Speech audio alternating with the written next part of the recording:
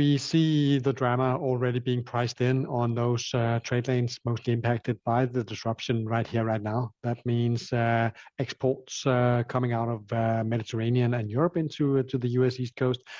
We see spot rates jump by the extent of 15 to 20% from early day here. But I must say also that the only real alternative to the closed ports on the East Coast and West Coast, the longer and more expensive routing into the U.S. West Coast. You just talked to Gene Soroka of Los Angeles, right? Just a moment ago.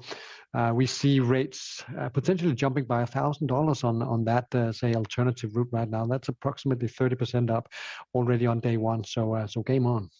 Game on. That's according to Peter Sand here. Is it all priced in, or do you think spot rates would move higher even more quickly? From past experience, past sort of disruptions, what's the path here? I think we tend to see a jump on the very early hours and early day when a disruption like this hits the fan. Then people find their contingency plans in the drawers and find out, okay, is this going to last more than one day? Will this last a week? Will this last a month? And then they will start to find ways to work around that. So we expect perhaps a little bit of flat development in the coming, say, hours and days, most likely.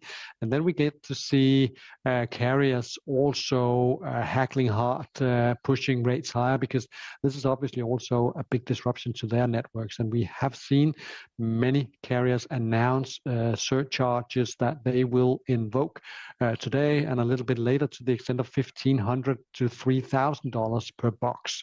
So that's the extent that you should be looking also forward to see on the spot market rates if this goes on for more than a few days. And we expect it to go on for a week.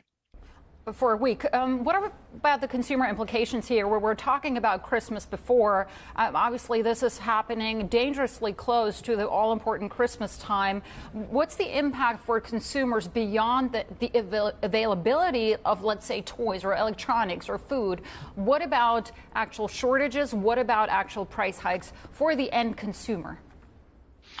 I think at first they will see perishable goods, those goods that tend to be time sensitive, perhaps also temperature controlled goods, finding perhaps a shortage on, bananas is one of the big commodities, to mention one that consumers can relate to easily in Miami, in US East Coast in general. So fresh fruits is probably what you will see in short supply on the shelves quite quickly.